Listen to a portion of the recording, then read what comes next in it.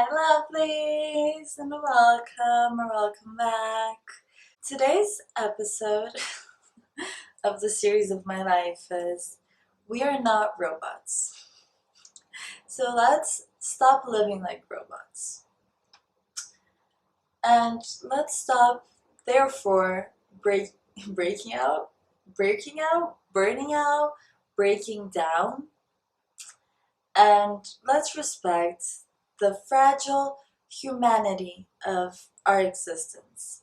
I know nowadays we have jobs and routines and we're all over the place. I started this year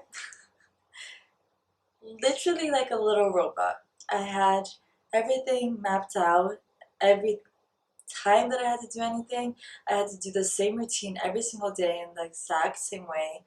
A little OCD, if I do say so myself. I had the highest obligations and demands, and I was so serious about everything. I left so little room for spontaneity, or however you pronounce that word.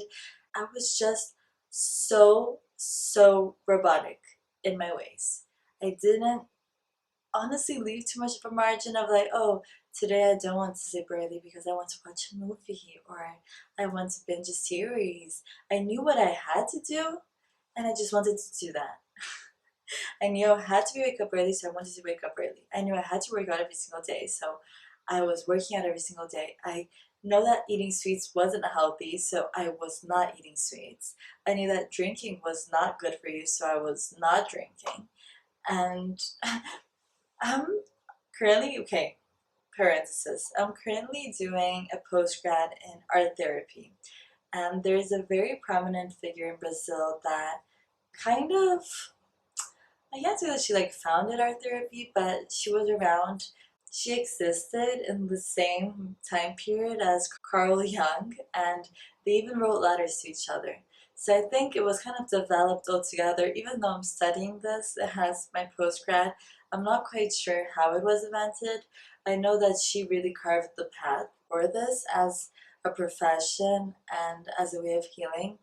And the other day, my mom sent me one of the phrases that she said throughout her life that was cure yourself enough to live in peace, but don't cure yourself enough to be boring. I don't know if that's exactly the phrase. I'm not gonna look at my phone to tell you guys, but I think if I switched it around or butchered it, it was for a right reason. And maybe this version of the phrase is what we mostly need to hear. I think I was so obsessed with perfection and morality and doing everything in the exact perfect way and focusing on the exact things that I mentally knew that I had to do that I lost the vibration of my soul and the excitement to live, the spontaneity and the possibilities, and going out with your friends and drinking a glass of wine, getting drunk and dancing on the table, waking up at 2 in the afternoon because you want to get really rested, staying out till 4 in the morning to watch a series that you're loving, eating some cake with your friends, eating some fries at a festival. And just allowing myself to enjoy. I've realized also I'm really blessed to have chosen a career path of autonomy. I know that it has its dark side and its difficulties and the things that make it scary and difficult and that don't provide that much stability, but there's also a very beautiful side. I know that we all have such different jobs.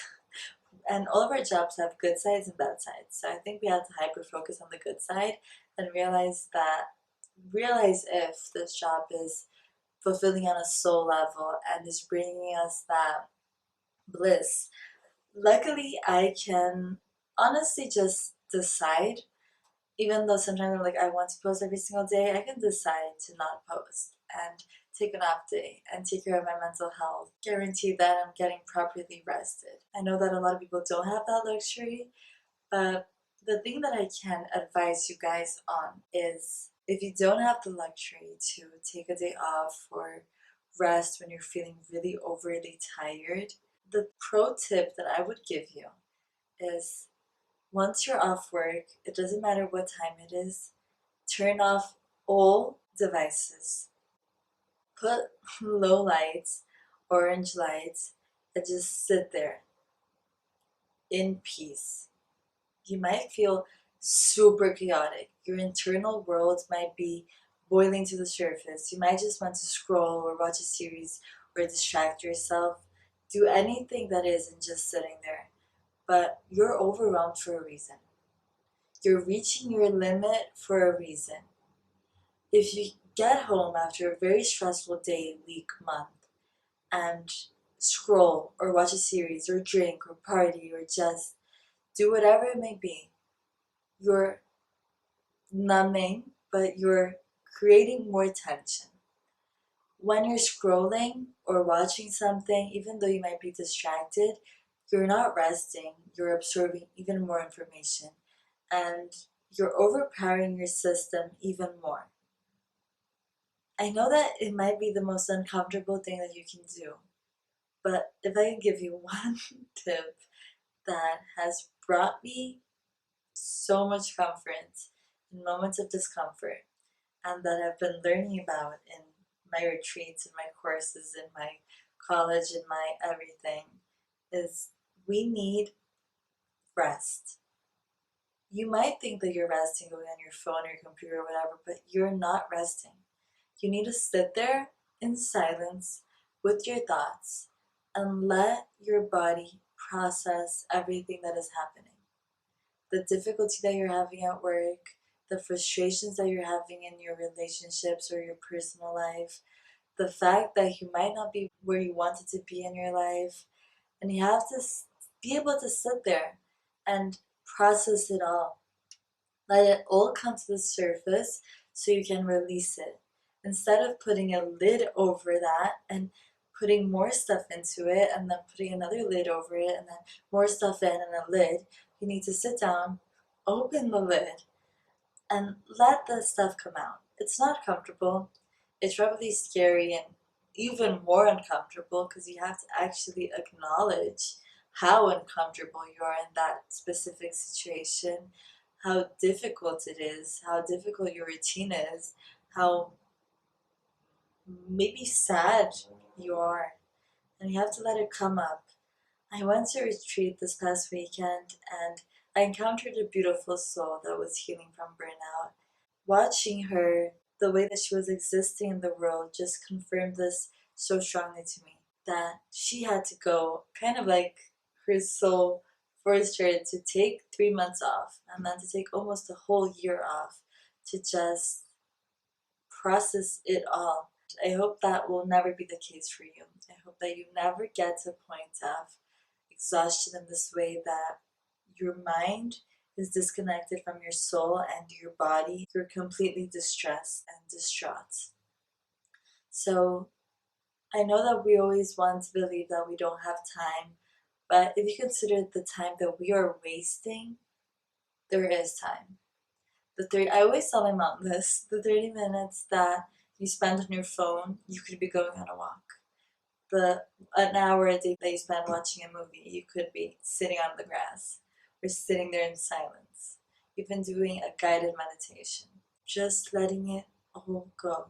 I know that sometimes it's like reading is also relaxing. Reading, I think, out of all these things is the more peaceful one, but you're still absorbing. There's so much that is going into us as a vessel that we need to open the lid and let it all out so we can replenish ourselves with new purified energy and not just keep building up. We're not robots. We're not meant to undergo labor in this intense way and absorb all of this immense amount of information that is coming through our phone and traffic and conflict and war and everything that is happening around the world. It's too much for all of us. We need to let it all out. We need to touch some grass, to lay there, to let the universe take care of us and heal us and transmute this energy so we can keep going on our path and not break down along the way like a car. A car needs an annual revision. So you can look at all the pieces, so you can see what's working, what's not working, what you need to change, what pieces you need new, what modifications you could do. so it can keep on going. If you never take care of your car and you just let it get rusted and something starts breaking and then something else starts breaking and then the light stops breaking and then I was gonna say there's gas in the engine. I don't know how cars actually work. Maybe I could have asked my dad to explain it to me a little more, but if you let yourself go years without a revision, without stopping and taking a time to heal and to look at all the pieces, there might be a day that you're in a crucial moment of your life and you just break down. And it's gonna take you a while to get back on the road, to find someone to help you, to look at your pieces. The good news is that you don't need to let it get to that point. You can assume responsibility for giving yourself that checkup. And sometimes all it takes is 10 minutes per day sitting in silence. And you'll be able to make tiny little tweaks and prioritize yourself in a different way. Set healthy boundaries at work, in your personal life, in your family, in your friendships, and realize the ways that you need to take care of yourself. Because taking care of yourself, sitting there and really nurturing yourself, looking at your difficulties and healing is not a luxury, it's a necessity. The more that you go without it, the more that you'll realize the damage and the impacts that that has on your overall well-being, especially your mental and physical. A lot of people develop illness and sicknesses because they don't take the time to heal it and look at it and release it at an emotional and spiritual level. So, the only way that this might be controversial to say, but our body develops ways for us to look at things and for us to pause. And sometimes that comes in the form of an illness. So, this might just be your warning to not let it get to that point and to truly heal yourself so you can be a beautiful car that goes for years and become a vintage, sexy car that hasn't broken down because it has had the proper care. I love you. I hope that you enjoyed this. I hope that you can subscribe and stick around. And I'll see you very soon. Keep slaying forever, I hope. Bye.